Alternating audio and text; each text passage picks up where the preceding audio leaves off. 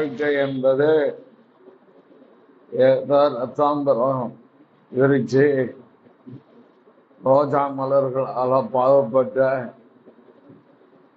ஒரு பாதை உள்ள ஒரு வாழ்க்கை என்று நினைத்தால் நாம் ஏமாந்து போவோம். கிறிஸ்துவை பின்பற்றுவது என்பது அது ஒரு ஆசீர்வாதமான ஒரு வாழ்க்கை. உலகத்தில் யாருக்கும் கிடைக்காத மிக பெரும் பாக்கியம். கல்விமான்கள், ஐஸ்வர்யமான்கள், பகவான்கள் யாருக்கு இல்லாத ஒரு பாக்கியம் இயேசு கிறிஸ்துவை சொந்த இரட்சகராக ஏற்றுக்கொண்டு கிறிஸ்துவனுடைய இரத்தத்தால் மீட்கப்பட்டு பாவ மன்னிப்பை அடைந்து தேவனுக்கு முன்பாக நீதிமானாகவும் தேவனுடைய பிள்ளையாகவும் இன்னொரு படி மேல தேவனுடைய ஊழியக்காக இருப்பது ஒரு பெரிய ஆசீர்வாதமான ஒரு வாழ்க்கை. மொத்தத்துல சொன்னா தெய்வத்தை நாம் அனுபவிக்கிற ஒரு வாழ்க்கை தான் கிறிஸ்தவ வாழ்க்கை. வேற எந்த ஒரு மார்க்கத்திலும் தெய்வத்தை அனுபவிக்க முடியாது, பயம் வந்துடும். அது இயேசு உள்ளத்தில் வரும்போது சமாதானம் வரும், நம்பிக்கை வரும், விசுவாசம் வரும், ரட்சணிய சந்தோஷம், இளைப்பாறுதல் ஆத்மாவுக்கு கிடைக்கும். ஆதிலே அனல், ஆன்மாவிலே பலன், சரீரத்துல சுகம். இந்த மூணு கிறிஸ்துவுக்குள் இருக்கு. அதே சமயம் நம்முடைய விசுவாசம் பலப்பட நாம் கர்த்தரை அறிகிற அறிவிலே வளர ஆண்டவர் இந்த உலகத்தில் இருக்கிற வரைக்கும் ஆவிக்குரிய ரீதிய சாத்தானுடைய எதிர்ப்பு, அந்த சர்ப்பத்தினுடைய தந்திரம், வஞ்சகங்கள் தேவனுடைய பிள்ளைகளுக்கு விரோதமா இருந்து கொண்டே இருந்தது. 4 காரியங்களை ஒரு தேவனுடைய பிள்ளை எதிர்கொள்ள வேண்டிய கட்டாயத்தில் நாம் இருக்க, இல்லைன்னு சொல்லவே முடியாது. யாரா இருந்தாலும் சரி, இயேசு கிறிஸ்து கடந்து போன பாதைக்குள்ளதான் நம்ம போக முடியுமே தவிர விலகி தாண்டி போக முடியாது. ஆசீர்வாதம் உண்டு, பிரமான ஆசீர்வாதம் உண்டு. காரணம், முதலாவது என்னுடைய ராஜ்யத்தை அவர் நீதியையும் தேடுங்கள், எல்லாம் கூட கொடுக்கணும். கைவின் பிரயாசத்தை நீ சாப்பிடுவாய், மனைவி வீட்டு காய்ச்சக்கூடிய போல் இருப்பாய், பிள்ளைகள் சந்தியை சுற்றிலும் மரக்கன்றுகளை போல் இருப்பார்கள். எல்லாம் தேவன் தன்னை விசுவாசிக்கிற தன்னுடைய வழிகளுக்குள் வருகிற தேவ பிள்ளைகள் கொடுக்கிற ஆசீர்வாதம். நலங்கத்துக்குள்ளே சமாதானமும் ஆழ்மைக்குள்ளே சுகமும் இருப்பதா இயேசு கிறிஸ்து இன்னைக்கும் உயிரோட இருக்கார். அது நாம் அத்தாட்சி. நம்முடைய பலவீனங்களை ஏற்றுக்கொண்டு நோய்களை சுமந்தார். வாதவன் கூடாரத்தை அணுகாது, பொல்லாங்காண்டோடான் பொல்லாப்பு நேரிடார். இவையெல்லாம் ஆண்டவர் நமக்கு ஈவாக தருகிற தேவ ஆசீர்வாதங்கள், தெய்வீக நன்மைகள். ஏனென்றால் நன்மையான எந்த ஈவம், பூர்ணமான எந்த வரமும் வரத்திலிருந்து உண்டாகி சோய்க்குதான் இறங்கி வருது. அது இன்னைக்கும் கொடுத்துக்கிட்டு தான் இருக்கிறார். யாக்கோபு 1:17 அது இருக்கிறது. ஏன் அவரிடத்தில் யாதொரு மாறுதலும் யாதொரு பேச்சும் இந்நிழலும் இல்லை. தேவன் குடும்பங்களை ஆசீர்வதிக்கிறவர் தான், தனிப்பட்ட வாழ்க்கையை ஆசீர்வதிக்கிறார். ஆகால் சோதனை இருக்காது அப்படிலாம் நினைத்தா ஏமாந்து போயிருக்கும். அப்படி போதிக்கிறவர்கள் உண்டு. இல்லை, 4 காரியத்தை ஒரு வித்துவாதி எதிர்கொள்ளணும். 1 உலகம், 2வது மாம்சம், 3வது சுயம், 4வது சாத்தான். இதுல 2 இது நம்ம ஏற்கனவே பார்த்துட்டோம். உலகம் மாம்சம், மாம்சத்தின் கிரியை மேற்கொள்வதற்கு தெய்வீக சுவாபம் மாம்சீக சுவாபத்தை மேற்கொள்ளும். கடைசியா நம்ம பார்த்தது பிதாக்களிடத்தில் பட்சபாதம் இல்லை, அவர் பட்சபாதம் இல்லாதவர். நம்மிடத்திலையும் பட்சபாதம் இல்லைன்னா பிரச்சனை கிடையாது. வீட்டுல சொல்றாங்க, ஒரு உலகத்தில் சொல்ல ஒரு கண்ணில் சொன்னாங்க, ஒரு கண்ணில் என்ன, ஒரு பிள்ளைக்கு ஒரு மாதிரி, இன்னொரு பிள்ளைக்கு ஒரு மாதிரி. இதுதான் குடும்பத்துக்குள்ள பிரச்சனையை கொண்டு வரும். அது சொத்து இருந்து சொத்தை பிரிக்கும் போது தேவ ஞானத்தோடு செய்யலன்னு வைங்க, ஏண்டா நம்ம எவ்வளவு சம்பாதிச்சோங்கிற லெவலுக்கு வந்தோம். ஆக அது பட்சபாதம் இல்லாமல் அந்த பிள்ளைகளுக்கு நாம் பெற்றோர்கள் இருந்து கொள்வோமானால், சபையில வர விசுவாசியிடத்தில் பட்சபாதம் இல்லாமல் அந்த ஊழியக்காரன் நடப்பான் ஆனால் பிரச்சனையே கிடையாது. நம்ம சொந்தக்காரரு, அதனால இவருக்கு நீதி கொடுப்போம், வேற ஆளு அங்க நெல் பிரச்சனை உள்ள வரும். இந்த பிரச்சனை பாதி காரணம் இது எங்க நடந்தது நான் சும்மானு சொல்லுறேன். அப்போது நடவடிக்கை ஆரம்பத்திலே நடந்துட்டு கிரேக்கர்கள் யூதர்கள் சாப்பாட்டு விஷயத்துல. அப்போது 6:1 நாட்களிலே சீசர் பெருகின போது பிறவைகள் அன்றாடக விசாரணையை திட்டமாய் விசாரிக்கவில்லை என்று குரோதமாய் முறுமுறுத்தாக. சபைக்குள்ளே முறுமுறுப்பு வந்துட்டியா? காரணம் என்னன்னா, சபைக்குள்ள எல்லாரும் வரலாம். இது சபை, கிறிஸ்துவின் சபை, யார் வேணாலும் வரலாம். அண்டத்தில் வருகிறேன், நான் புறம்பே தள்ளுவதில்லை. நம்ம வீடு இல்லை, இவர் மட்டும்தான் வரலாம், இவர் வரக்கூடாது, இந்த சொந்தக்காரன் வரக்கூடாது, அது அல்ல. இது என்னுடைய வீடு, யாராயிருந்தாலும் வரலாம். வரில ஒருவரையும் திட்டமாய் விசாரிக்கணும். என்ன குறை பேசிட்டான், இவன் கூட காணிக்க கொடுத்துட்டான், விசாரிப்போம். இதுதான் சபைக்குள்ள நடக்கு. பிரச்சனையும் சபைக்குள்ளதான் வருது.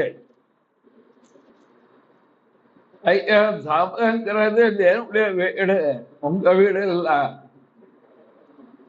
தேவ சபை தம்முடைய சுய ரத்தத்தால் சம்பாதிக்கப்பட்ட சபை, இயேசு கிறிஸ்துவின் சபை.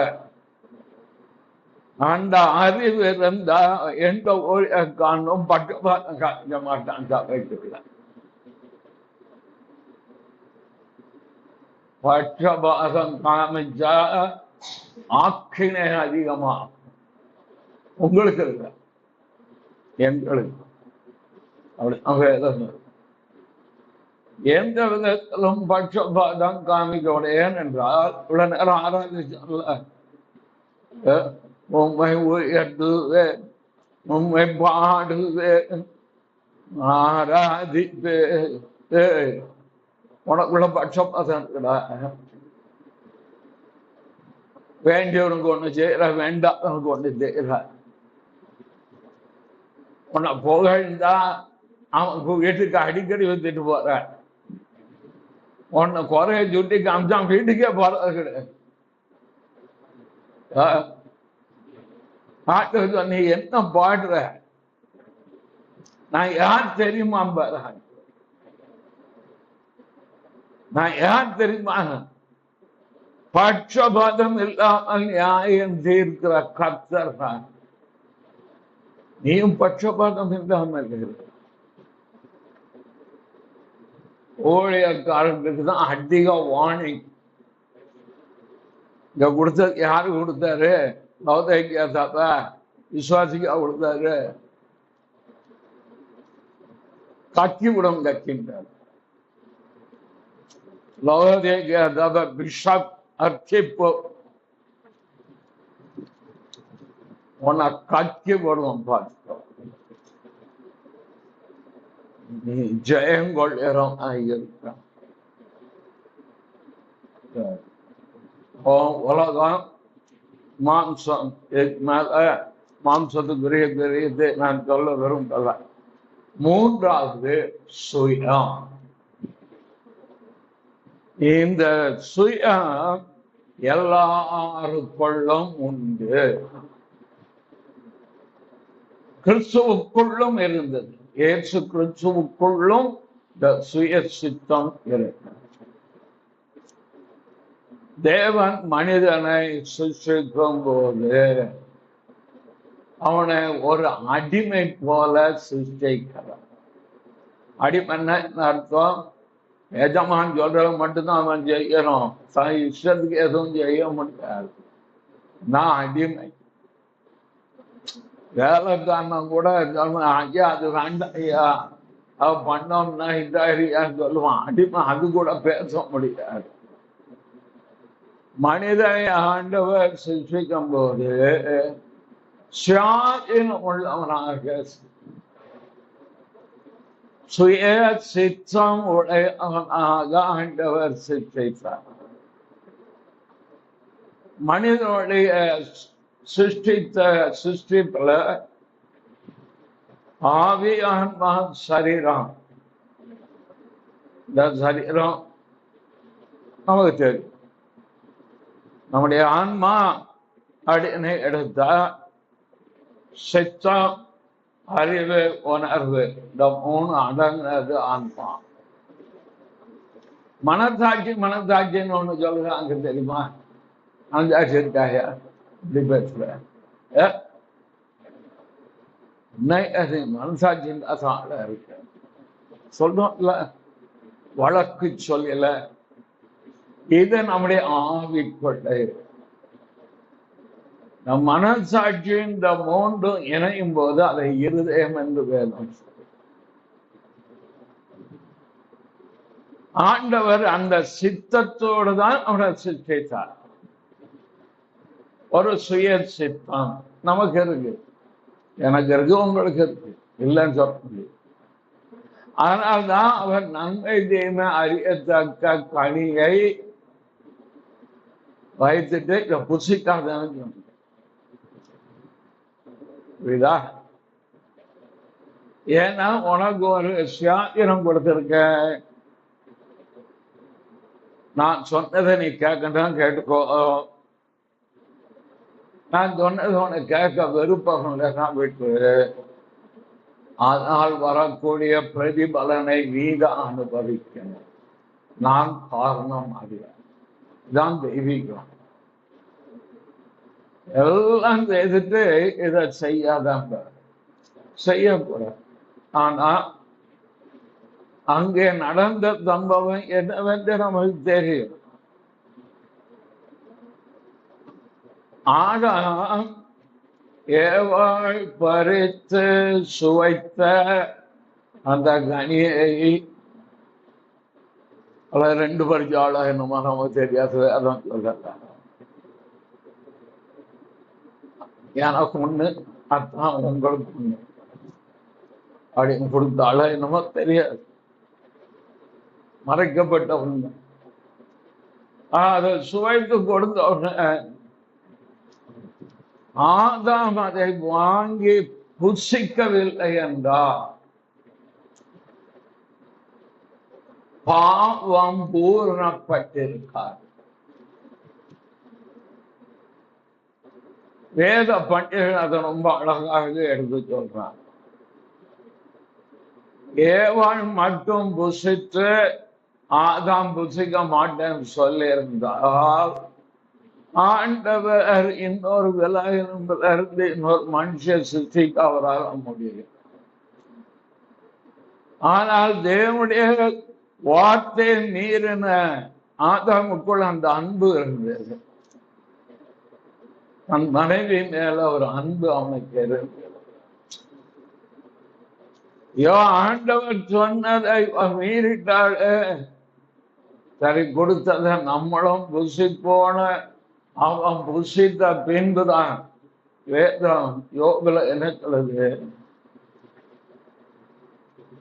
ஆதாமை போல நான் மீறுதலை நடப்பிச்சேனோன்னு தான் சொல்லுதே தவிர சேவாளை போல ஏவாளை போலன்னு சொல்லல. அந்த பாவம் பூரணமாகும் போது மரணத்தை பிறப்பித்தல். ஆகவே ஆதாம் அதை புசித்த நாளில் மனுக்குலம் முழுவதும் பாவத்திற்குள்ளாக சித்தம் இருக்கு, பிளஸ் பாவம் இஸ் ஈக்குவல் டு உலகம் பிளஸ் மாமிசம். பதிலா ஆண்டவர் பாவம் மாம்சத்தின் சாயலாக தான் மாறினார்.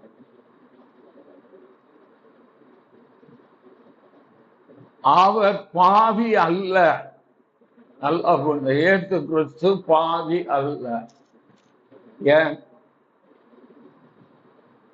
ஆண்டவர் இயேசு கிறிஸ்து இந்த உலகத்தில் பிறக்கும் போது கன்னியின் வயிற்றில் பிறந்தார். மனுஷ சித்தத்தினால. எவர் ஒருவர் மனுஷ சித்தத்தினால் பிறக்கிறார்களோ அவர்கள் தான் பிறக்கும் போது பாவி என்கிற நிலைமையில பிறக்கிறார். தேவனுடைய சித்தத்தினால் பரிசுத்த ஆவியினாலே கன்னியிடத்தில் உற்பத்தி பிறந்த இரட்சகபெருமான் இயேசு கிறிஸ்து என்னிடத்தில் பாவம் உண்டென்று யார் என்ன குற்றப்படுத்தணும் என்று கேட்டார்.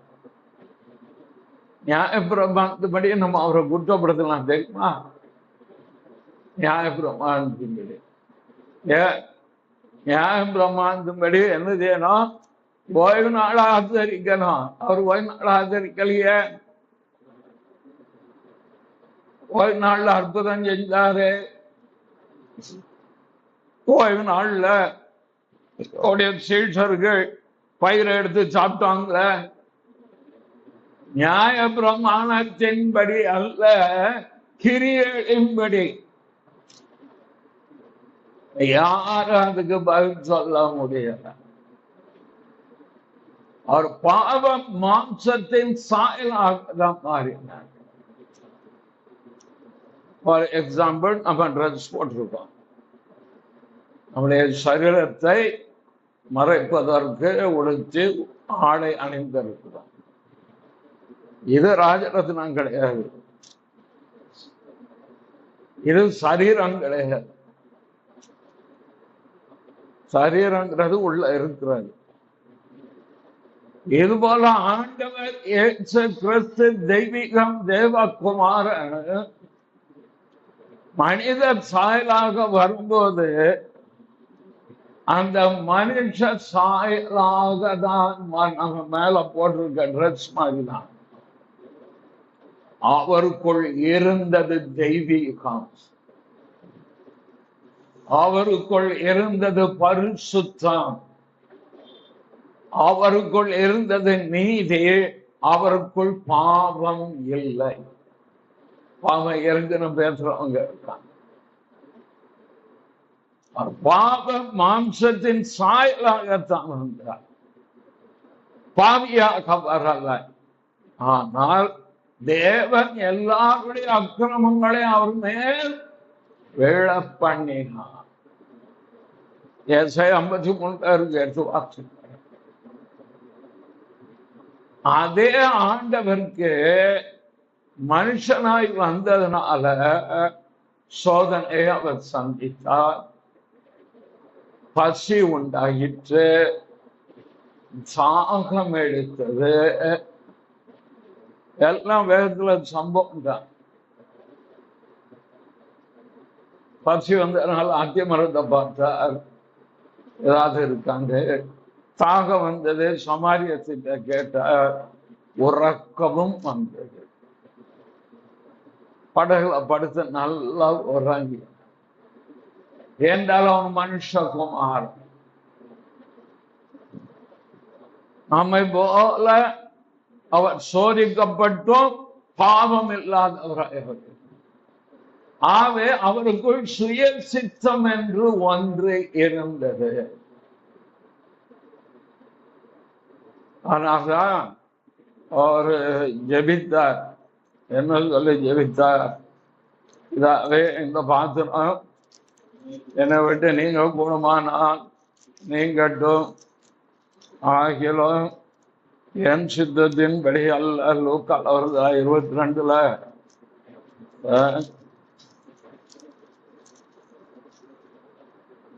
42 118. இதாவே உமக்கு சித்தமானால் இந்த பாத்திரம் என்னை விட்டு நீக்கும்படி செய்ய ஆகியும் என்னுடைய சித்தத்தின். அவருக்குள்ள ஒரு சுயசித்தம் இருக்கதான் செய்தது. ஆனால் அவருடைய வாழ்க்கை முழுவதும் பிதாவின் சித்தம் மாத்திரம்தான் செய்துகிட்டே.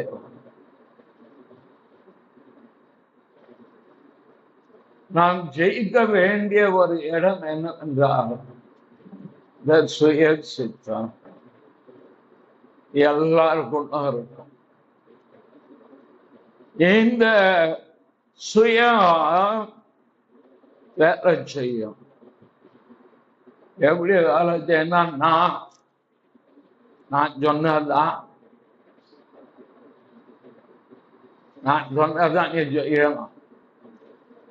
வீட்டுல சொல்லுவாங்க, அந்த அம்மா சொல்ல ஐயா வேண்டாம், எதுக்கியா போட்டு எல்லாம் முடியாது, நான் இப்படிதான் செய்வேன். அது என்ன நினைங்கிய சுயந்தான். நான் முடித்த முயலுக்கு 3 காலம், முக்காலிக்கு தான் 3 காலம். இந்த சுய சித்தம் மனுஷனை தேவ சித்தத்தை விட்டு விலக்கிவிட்டு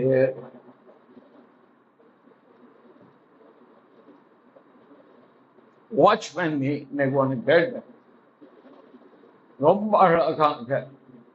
எது எனக்கு அறிந்திருந்தேனோ, எதை அனுபவிக்கிறேனோ வேதவசனத்தின் ஆதாரத்தில் அதை தெளிவா அவர் பேசினார்.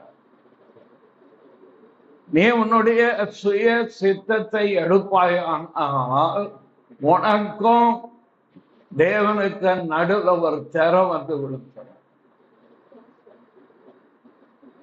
உன்னுடைய சுய சித்தத்தில் தேவன் ஒரு பொழுதும் இடைப்பட மாட்டார். நீ தேவ பிரசன்னத்தை இழக்கிற இடத்துக்கு வருவான். எங்க ஆறாம் நடத்துறது, ஜாம் பண்றது, வல்லமா வரோம், இதெல்லாம் விட்டுருங்க. இல்லம் தேவ கிருபை, எல்லாம் அனுபவிக்கிறோம், இல்லைன்னு சொல்லல. பர்சனல் லைஃப், உன் தனிப்பட்ட வாழ்க்கையில் தாண்டி வெளியே பண்ண சொல்லுங்க பார்ப்போம்.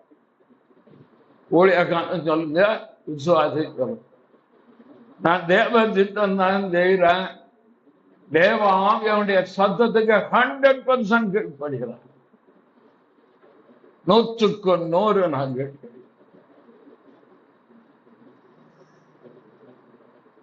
தேவ பிரசன்னம் உன் ஆன்மாவை எப்பொழுதுமே நிரப்பிக்கொண்டு தெய்வீக தொடர்புக்குள் இருக்க வேண்டுமானால் தேவ சித்தத்தை தவிர எதுவுமே செய்யக்கூடாது. எல்லாம் சுயசித்தம் தானே. ஊழியக்காண்டி அதான், விசுவாசிட்டி அதான்.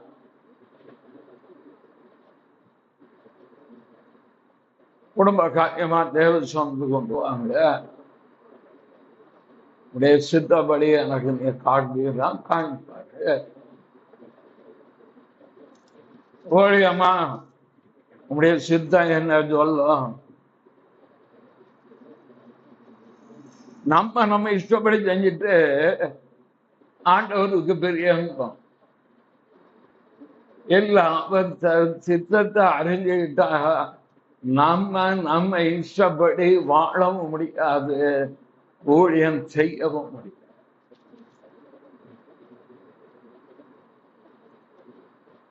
ஆண்டவருக்கு அந்த சோதனை வந்ததையா? சிலுவைக்கு போகணும். அவர் சரீர பாடுகளை பத்தி கவலைப்படல. அடிப்பாங்க, துப்பாங்க, அதெல்லாம் அவருக்கு சாதாரணம். முழு உலகத்தின் பாவம், உங்களுடைய என்னுடைய பாவம் அவர் மேல சுமத்தப்படும் பொழுது பிதாவினுடைய முகம், தெய்வீகத்தின் முகம் மறைக்கப்படும். அதான் சொன்னார், என் தேவனே என் தேவனே ஏன் என்னை கைவிட்டீர்கிறது. அந்த ஒரு செகண்ட் ஆபகுல 1:13 தேவனை குறித்து சொல்லப்பட்ட காரியம், கர்த்தரை குறித்து. தீமையை பார்க்க மாட்டாத சுத்த கண்ணனே தெய்வம். அதான் அவரால் தீமையை பார்க்க முடியாது. முழு உலகத்தின் பாவம் அது மேல சுமந்தப்படும் பொழுது நாரொருப்பை தெய்வத்தால் பார்க்க முடியாது. ஆவேதான் அவர் சொல்றார், ஆண்டவரை முகம் எனக்கும் மறைக்கப்பட்டால் என்னால் ஒன்றும் முடியாது. ஆண்டவர் என்ன எல்லாம் உங்களால் ஒன்று செய்ய முடியாது. அதான் ஆண்டவரே நீர் வாரம் என் கூட ஏறோம், ஊழியத்துல ஏறோம், ஜீவத்துல ஏறோம், குடும்பத்துல ஏறோம், வாரம் பூரா ஊழியம் வேலைகள் எல்லாத்தையும் கூட ஏறோம். அவரை அழைத்தா வரத்தான் செய்வார். அவன் சிஷர்கள் வருந்தி என் கூட ஏறோம். சுய சித்தத்திற்கு மறைக்கிற எந்த ஒரு மனுஷனும் அவன் சொல்கிற ஒரு வார்த்தை உண்டு.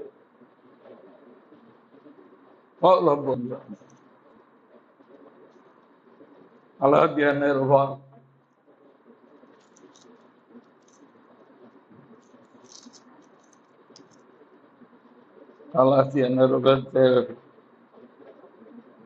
6ஆம் அதிகாரம்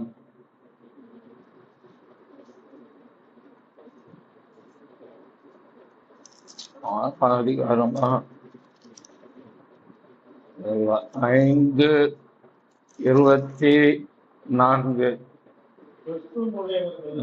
6:14 வாசிச்சாதான் கரெக்டா இருக்கும்.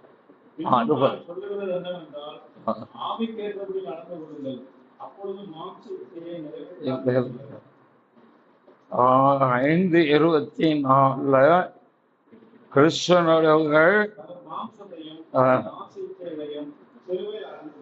இன்னொரு இடத்துல நான் கிறிஸ்துவோடு கூட அறையப்பட்டு ஆயிலும் பிழைத்திருக்கிறேன், நீ நான் அல்ல கிறிஸ்துவே எனக்குள் பிழைத்திருக்கிறார். இந்த இடத்தை நான் எடுத்து சொல்றேன். நான் அல்ல என்கிற இடத்திற்கு யார் ஒருவர் கடந்து வருகிறார்களோ அவர்களுக்குள் 2:20 கிறிஸ்துவுடனே கூட சிலுவையில் அறையப்பட்டு ஆயினும் இனி நான் அல்ல கிறிஸ்து எனக்குள் பிழைத்திருக்கிறார். நீ கிறிஸ்துவோடு கூட சிலுவையில் அறையப்படுகிற அனுபவத்திற்கு எவர் ஒருவர் தந்தை ஒப்பு கொடுக்க. கிறிஸ்துவ வாழ்க்கை என்பது ஆசீர்வாதமான வாழ்க்கை, தெய்வத்தோடு வாழ்கிற வாழ்க்கை. தெய்வம் பாதுகாப்பு அவ்வளவு ஆசீர்வாதங்களை கிறிஸ்துவுக்குள் தேவன் நமக்கு கொடுத்து வைத்திருக்கிறார். ஆனா சிலுவை என்று ஒன்றையும் தேவன் காண்பித்து, அது அவரவருக்கு இஷ்டம், கம்பல்சரி கிடையாது. நீங்க கண்டிப்பாக செய்ய அவசியமே கிடையாது. ஒருவன் என்னை பின்பற்ற வர விரும்பினால் அவன் தன்னைத்தான் வெறுத்து தன் சிலுவை எடுத்துக்கொண்டு என்னை பின்பற்ற. விரும்பினா செய்ய, விரும்பல கம்பல் பண்ணவே மாட்டேன், பலவந்தெல்லாம் பண்ணிட்டு இருக்க மாட்டேன். நீ என்னை பின்பற்றி வர விரும்பினால் உன் சிலுவை, அதாவது தேவ சித்தம், வியாதி சிலுவை கிடையாது அப்படி போதிக்கிறவங்க இருக்காங்க. தரித்திரம் சிலுவை கிடையாது அப்படி போதிக்கிறவங்க இருக்காங்க. மாமியார் சிலுவை கிடையாது அப்படி போதிக்கிறவங்க இருக்காங்க. அப்படி இருந்தா ஏன் ஒரு அன்பு குருக்கள்னு ஆண்டவர் சொல்றார். தேவ சித்தத்தை செய்வது இரண்டு பகுதி இருக்கு. ஒன்று புரிந்துக்கோங்க, ஒன்று விசுவாசிகள், இன்னொன்று ஊழியர்கள். விசுவாசிகளுக்கு தேவ சித்தம் என்று எடுத்தால் குடும்பம், குடும்பத்தை நீ நன்றாக நடத்து, வேலையில் நீ கவனமாகிரு, பிள்ளைகளை வளர்க்கிறதிலே நீ உன் கவனத்தை செலுத்து, உன் குடும்பத்துக்கு நீ உத்தரவாதம் பண்ணு. அது போக நேரம் இருக்கிற பட்சத்தில் கர்த்தருடைய ஊழியத்தை நீ செய். இதான் சித்தம். இதுல சில ஊழியர்கள் பண்ற குழப்படிகள் நாம் பார்த்து விசுவாசி சொல்லிட்டு வந்தோம். எனக்கும் நானும் போதிக்கப்பட்டேன், காப்பாற்றப்பட்டேன். ஊழிய வாஞ்சைய அடைப்புன்னு சொல்லிக்கிட்டு உங்க வேலையை விட்டுட்டு நீங்க என்ன செய்ய, ஊழியத்துக்கு வந்து ஒண்ணுமில்லாம போன ஆட்கள் எனக்கு தெரியும். அப்படி செய்ய ஊழிய வாஞ்சை வேறு, ஊழிய அழைப்பு. நான் அழைக்கப்படும் வரைக்கும் ஊழியம் செய்தேன். 1978 ஆகஸ்ட் 29 இருந்து வாஞ்சை நான் செய்யறேன். அபிஷேகம் ஒரு சபைக்குள்ள இருந்து இந்த ஊழியருக்கு கட்டுப்பட்டு கொடுத்தா தேவன் கொடுத்தாலும் அதுதான் அவர் சொன்னேன். எல்லாத்தையும் நான் ஏற்றிட மாட்டேன். எனக்கு அவருக்கும் உபதேச காரியங்களில் பரிசுத்த பக்தி காரியங்கள பெரிய பிரச்சனை வரத்தான் செய்யும். அது பற்றி கவலை இல்லை. ஆனா நான் வேலை தேர்ந்த அது வாங்கி அழைக்கப்பட்ட பின்பு தேவ சித்தத்துக்கு ஒரு ஊழியக்காரன் தன்னை உட்படுத்தலன்னு சொன்னா மத்தையில இருக்கதான் அவளுக்கு நடக்கும். மத்திய விசேஷம் இதெல்லாம் படிக்கவும் மாட்டோம், போதிக்கவும் மாட்டாங்க. 7ஆம் அதிகாரம் 21ஆம் வசனம், பல்லோத்திற்கு என் பிதாவின் சித்தத்தின்படி சேரனே பல்லோ ராஜ்யத்தில் பிரவேசிப்பானே அல்லாமல் என்னை நோக்கி கர்த்தாவே கர்த்தாவே என்று சொன்னார்கள் பிரவேசிப்பதில்லை.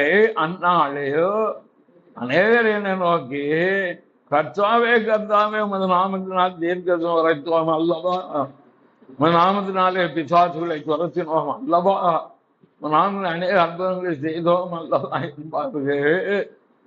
நான் ஒரு கால் உங்களை அறியவில்லை, அக்கிரம செய்யக்காக என்னை விட்டு அகன்று போங்கள் என்று. யார் அக்கிரமம் செய்கிறார் என்றால் விசுவாசியவா ஊழியக்காரன். என்ன சொல்றா, இந்த நாமத்தினால் தீர்க்கதரிசனம் சொன்ன நான் சொல்லிய சொன்னேன், உன் ஆவி நீ அல்ல நீ சொன்ன போ சொன்ன நீயும் கேட்டு அவனு அங்க போய் விழுங்க போங்க. அடுத்தது உங்க நாமத்தினால பிசாசுகளை துரத்துன. என் நாமத்தை கண்டா பிசாசு பயப்படதான் செய்யும், அது நடங்கத்தான் செய்யும். பிசாசு விசுவாசம் நடக்கிட்டு இருக்கு போகும். என் சித்தம் செஞ்சியா நீ? உன் இஷ்டத்துக்குலாம் நீ செஞ்சியா?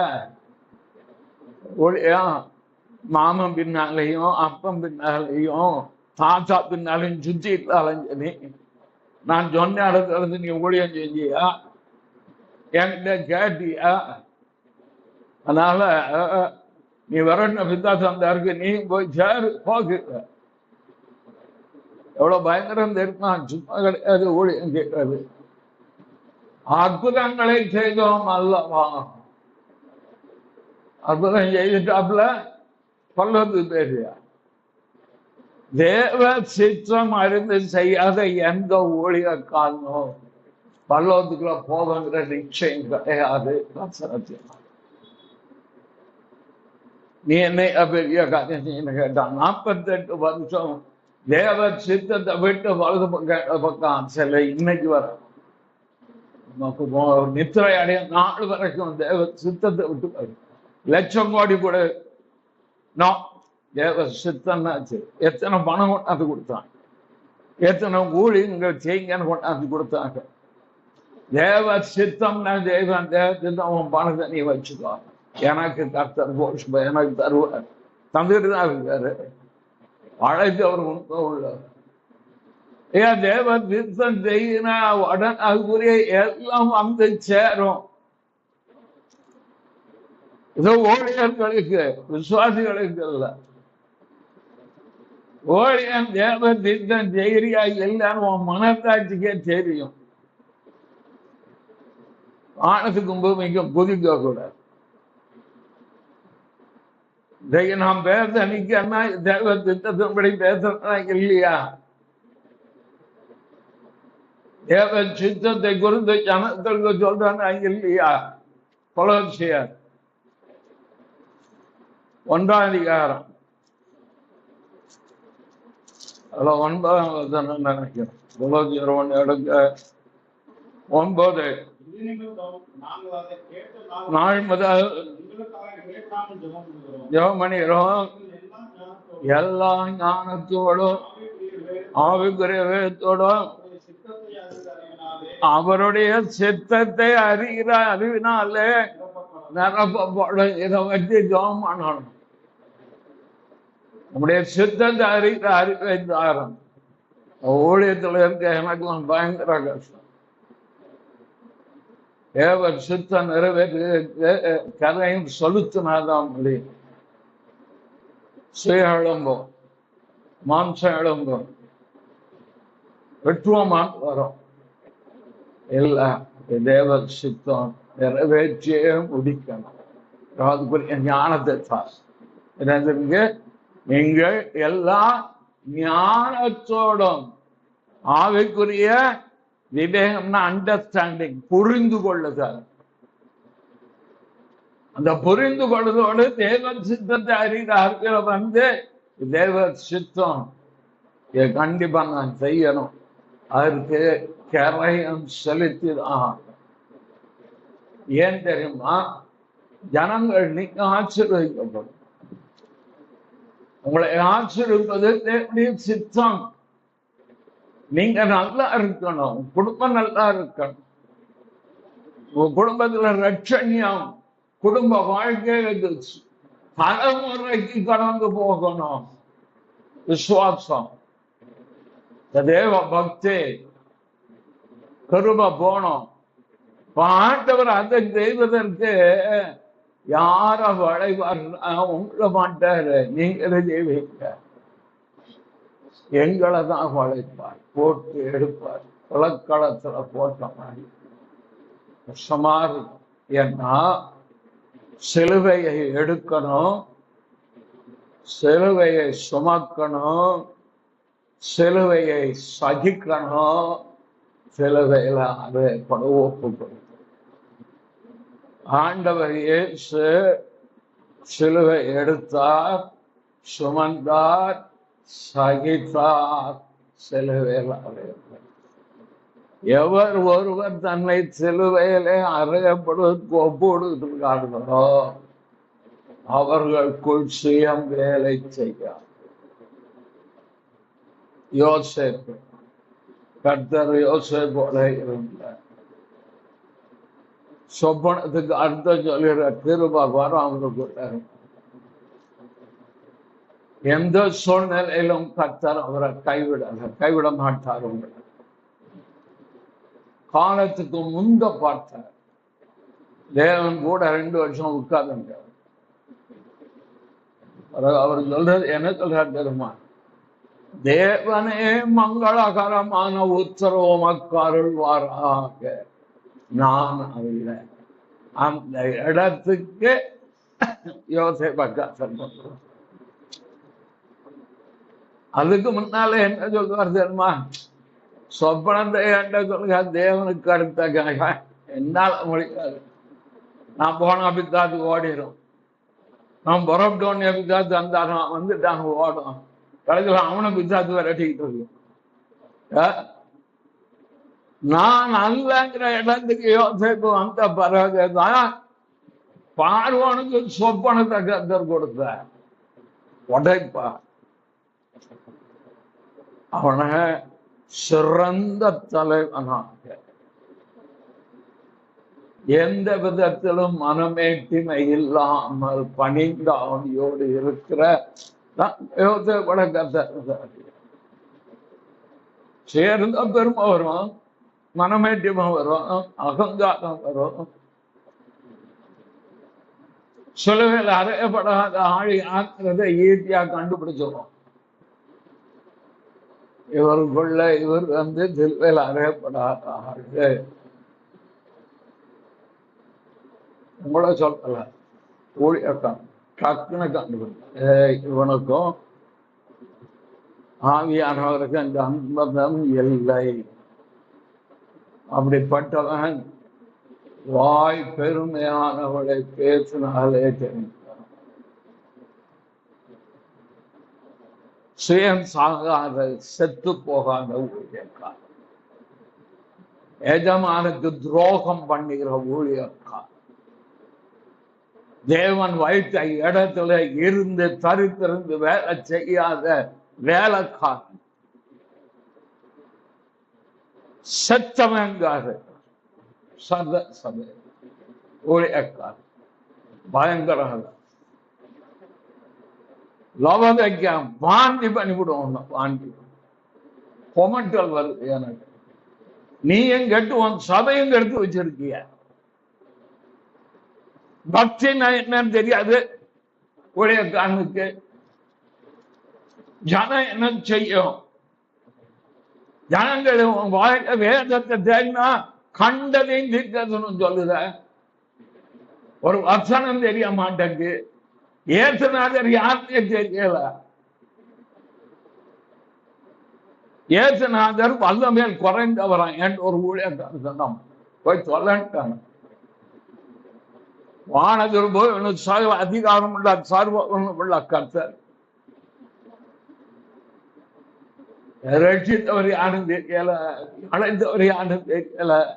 தேவன் சித்தம் என்ன? எகத்தின் ஜனத்தை நடத்துவ வானத்துக்கு பூமியும் குறிக்கிறதோட சரி ஏதோ கொடுத்து அபிஜம் வரத வச்சுட்டு பரலத்துக்கு போய் சேர மாட்டேன். ஆனால் உன் சபையில் உள்ளவர்கள் வெண்வசனம் தரித்து என்னோட தான் ஆண்டவர்கள் இருக்கார். நீங்க பக்தியா வாழ்ந்த போ, கர்த்தருக்கு அடுத்த காரியங்களை குற்றம் செய்யாம உங்க குடும்பத்தை நடத்தி உங்க வேலையை சரியா செய்து, உங்களுக்கு ஒரு சபை இங்க இருக்கு, அதுக்கு வாரத்துக்கு ஒரு தடவை காலம் மாலை வர முடிஞ்சா மாலை வந்து, சனிக்கிழமை வார்த்தை கூட்டத்துக்கு வர முடிஞ்சா வந்து, தேவனை தேடி இருந்தோம் உங்க குடும்பத்துக்கு வாழ முடியுமா? ஏன்னா நீங்க தேவ சித்தம் செய்யணும். நீங்க உங்க குடும்பத்தை விசாரிக்கிறீங்க. உங்க குடும்பத்துக்காக உத்தரவாதம் பண்ணி நீங்க ஜெபம் பண்றீங்க. தேவன் மேல் பிரியமா இருப்பார். ஊழியக்காரன் தேவ சித்தம் வைத்த இடத்துல இல்லாம வேலை செய்தா பரலோகம் போய் சேர்றது கஷ்டம். விசுவாசி போயிடுவான். சுவாதி பெறுவான், ஊழியக்காரன் போக மாட்டான். தேவனும் எல்லாத்தையும் திறந்து வாங்கி இழுக்க மாட்டான். போய் சேரு, உன்னை எனக்கு தெரியாது, ஊர் பூரா தெரியும் உன்னை பத்தி, எனக்கு தெரியாது, வெளியே போ. அதே தேவ பக்தியாய் நடந்த தம்முடைய ஜனத்தை தேவ சித்தம் செய்றீங்களா, குடும்பத்தை நடத்துறீங்க, இந்த வேலையெல்லாம் கரெக்டா இருக்கீங்களா, தேவனா தான் விரும்புவார். கர்த்தரால் சொல்லுங்கள். பிதாவே